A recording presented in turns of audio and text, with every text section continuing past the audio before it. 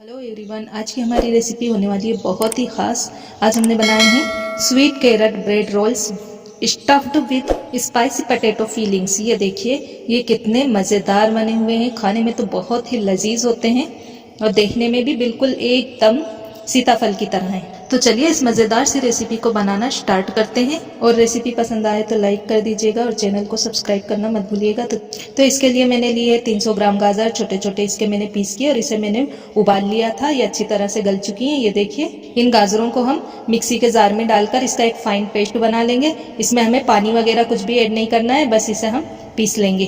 तो यहाँ पर मैंने गाजरों का फाइन पेस्ट बना लिया है। मिक्सिंग बाउल में इस पेस्ट को हम पलट लेंगे। अब इसमें हम डाल देंगे स्वाद अनुसार नमक। तो यहाँ पर मैंने हाफ टी स्पून नमक ले लिया है और इसी के साथ इसमें हम 20 ग्राम पिसी हुई शक्कर डालेंगे और इंस्टेंट यीस्ट 7 ग्राम मिक्स करेंगे। और इसी साथ इसमें हम डाल देंगे 500 ग्राम मैदा। सभी चीज़ों को अच्छी तरह से मिला लेंगे।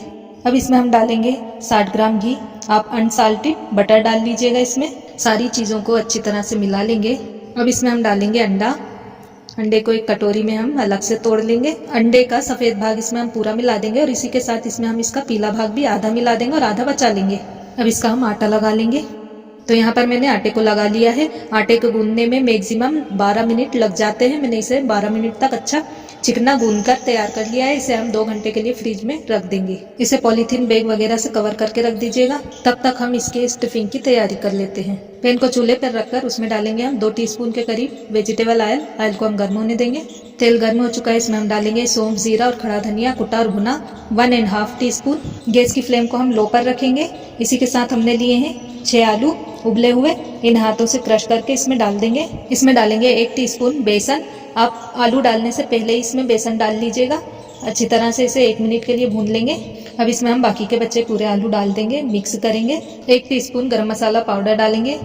Chaat masala powder 1 teaspoon. कुटी और सूखी लाल मिर्च 1 टीस्पून। नमक स्वाद अनुसार। थोड़ी सी हल्दी डालेंगे कलर के लिए। मिला लेंगे अच्छी तरह से और आलूओं को हम 1 मिनट के लिए धीमी आंच पर भून लेंगे मसालों के साथ। बारीक कटा हरा धनिया डालकर चूल्हे की आंच को बंद कर देंगे और स्टफिंग को हम ठंडा कर लेंगे।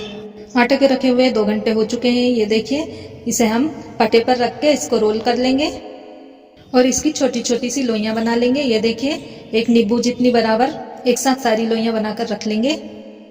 तो यहाँ पर सारी लोइयां बनकर रेडी हो चुकी है और स्टफिंग भी हमारी ठंडी हो चुकी है। अब इस स्टफिंग के हम छोटे छोटे से गोले बना लेंगे और अंडाकार शेप दे देंगे। ये देखिए इस तरह से। अब इसे हम एक साइड पर रखकर इन लोइयों की छोटी छोटी सी रोटियां बेल लेंगे। हाँ, तो रोटी बिल चुकी है। ये देखिए, इसकी मोटाई मैं आपको दिखाती हूँ, इतनी मोटी होना चाहिए। अब एक स्टील की पतरी या चाकू जो भी हो उसकी मदद से इसमें हम निशान डालेंगे।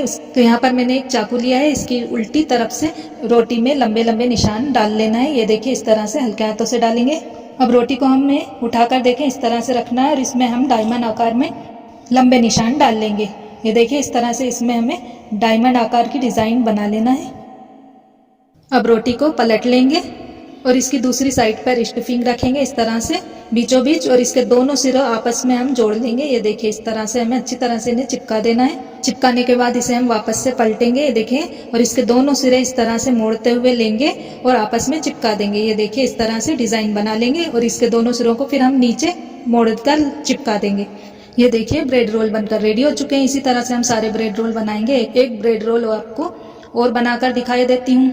ये देखिए, रोटी बनाकर इसमें निशान लगा लीजिएगा। बीचों बीच स्टफिंग रखेंगे और इसे हम दोनों सिरों को आपस में चिपका देंगे।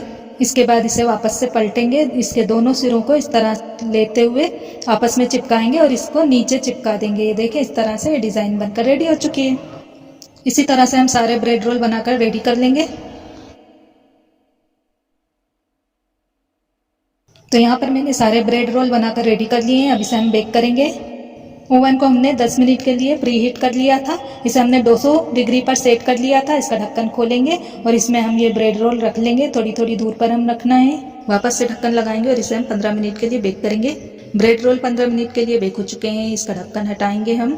ब्रेड रोल हमारे हल्के से बेक भी हो चुके हैं और ये थोड़े फूल भी गए हैं। अब इसमें हमने जो अंडा बचा कर रखा था, आधा अंडे की पीलक को हमने अच्छे से फेंट लिया था। इसे हम ब्रश की सहायता से ब्रेड रोल के ऊपर लगा देंगे। वापस से ओवन का ढक्कन लगाकर इसे कम्प्लीटली 25 मिनट के लिए बेक कर लेंगे। ब्रेड रोल को हमने पूरे 25 मिनट के लिए बेक किया। फिर उसके बाद हमने इसे 10 मिनट के लिए ऐसे ही छोड़ दिया था। ये हल्का सा ठंडा हो चुका है। अब इसे हम निकाल लेंगे। ये देखिए कितनी अच्छी तरह से बेक हुए हैं, एकदम सुर्ख। और खाने में तो इनका जवाब ही नहीं, इनका टेस्ट बहुत ही अमेजिंग होता है।